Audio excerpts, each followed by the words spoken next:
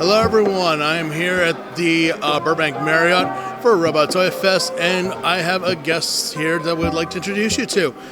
He has been the voice of one of my favorite Decepticons for a very long time, Mr. Jason Alvarez.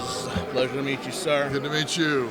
How has been your con? How's been business here today? How's been the fan treating you? It's been a great con, you know. Transformers fans are the best, so I've never had a bad con. But Robo Toy Fest is amazing, and I just love kind of meeting the fans and hanging out. Now, of course, we for a little history on the character Shockwave. Shockwave is the kind of intel along with Soundwave but he's more of like the doctor, the scientist. He creates a lot of things depending on the continuity, either a madman or a very clever, like James Bond villain. How do you take your character or portraying Shockwave? I've never heard him described that way before.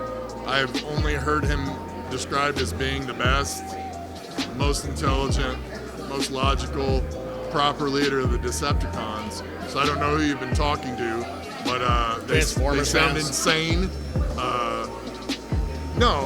Shockwave is, I think Shockwave is one of the most dynamic, interesting characters, especially when you get into a lot of the other lore outside of, you know, the traditional and, you know, what limited stuff you have in some of the movies.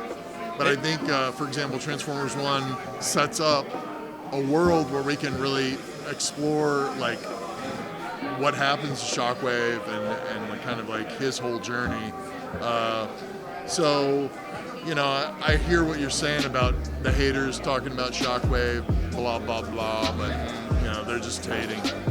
Yeah, no, I did see Transformers 1, and the concept of Megatron and Optimus, and the other famous Transformers, like, oh, well, people know them as how they already are established, but this, like, well, we all got to start somewhere, right? You're not necessarily a bad guy or a bad person. What was that story? And I think how it was portrayed with you, I was like, no, that sounds about right.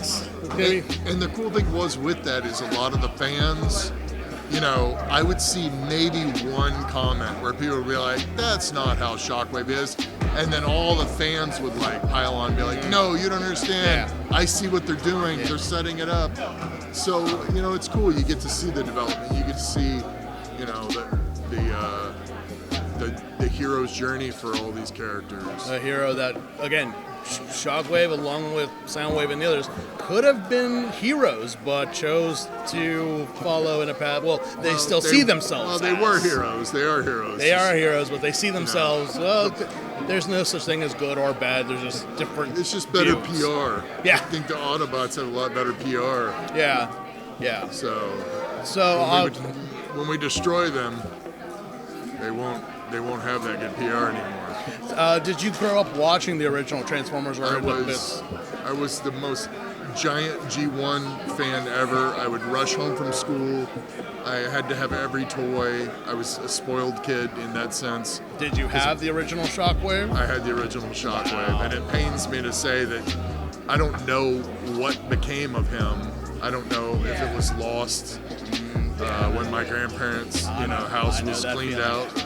But somewhere out there, he's like longing to be back with me. That's my question. So, as a child, did you think maybe one day you would become a voice actor? Maybe become a Transformer? Did you ever think that? I wasn't even. You know, it's a funny thing. Like when you're a kid, all those characters were real to me. There was no voice actors playing them. Right. They're actually robots from Cybertron. Right.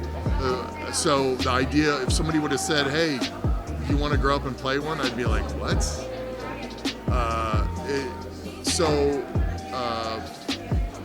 Playing one has been mind-blowing, but also the process of how I found out I was playing it was just very abrupt and like surreal. How was that, getting that phone call saying, hey, you're gonna be... Well, my agent Sandy from AVO, which she's amazing, AVO's amazing, called me and was like, hey, there's a part, it's for something big, but I can't tell you anything about it. And I was like, okay. She was like, all right, talk to you later.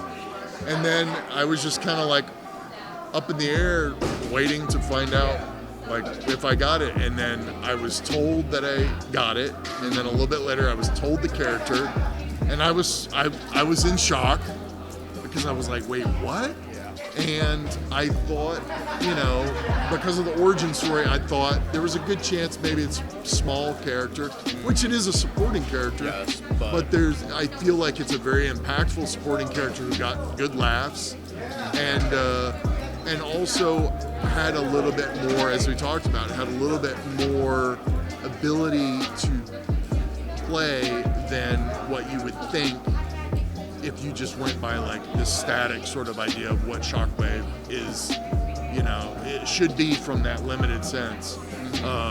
So, you know, I got to have fun with it, and I was told, and then the next day I recorded, so it was very abrupt. Wow. And so, which is good because I didn't have time to like really like get in my head about it, which is great. But you just brought yourself. You didn't, you know, tap into G1 or any other iteration. You just kind of did your own thing, and as far as I could tell, the fans and the people have accepted it.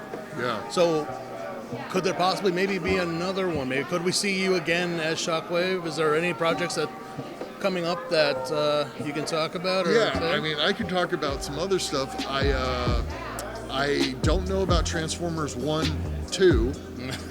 That would be a title. I think it would be the only logical thing to do. But, you know, it's up to the business and all, whoever makes that decision. I think the fans spoke, and I think it's definitely on streaming and Prime and stuff, and VOD. I believe it's performed really well. Yes. So I would hope that somebody would be like, hey, you know what? I think they want this. And I think the second time around, when people get it and know what to expect, the turnout will be much stronger. As far as me, you know, I just had a show come out a little while ago called Creature Commandos, where I play Congorilla. I don't know if you watched it, but he's a giant golden gorilla who gets beat up. I'll have to look into that. Look it up. It's a great series by James Gunn. Amazing. Hopefully I'll be coming back for that role. Hopefully I'll be back for Shockwave. And here's another thing. Havoc. EnterHavoc.com. It's a card battler game. The creators like to call it Magic meets chess in a sci-fi horror universe. And this is for you. There's a little collectible card in there of the character I play. Eventually it'll be a video game and a series and all that. But it's fun. There's a trailer online on YouTube, and you can find it on EnterHavoc.com. It's a Havoc, okay. Yeah. All right. So lots of fun. Thank you, Mr. Roberts. Is there any social medias that the people can follow you? Yeah, Jason Konopisos-Alvarez. I'm on Facebook, Twitter, Instagram. Might have a hard time spelling my name, but if you go to Transformers 1 on IMDb, you'll find my name. Easy to find me on social medias. Say hello to me. I try to write back to everyone I can. Thanks, sir. Thanks so much. And any last words of Shockwave to the fans out there? Oh, man. Anything that you as Shockwave would like to tell your fans? I'd say, my eye's okay now. Yeah, that'll do it. Ladies and gentlemen, thank you so much for joining us here today at the Robo Toy Fest at Burbank. Mr. Jason Alvarez here, and I am Steve from The Butter Show and the Morphin Network. Thank you so much. We'll catch you later.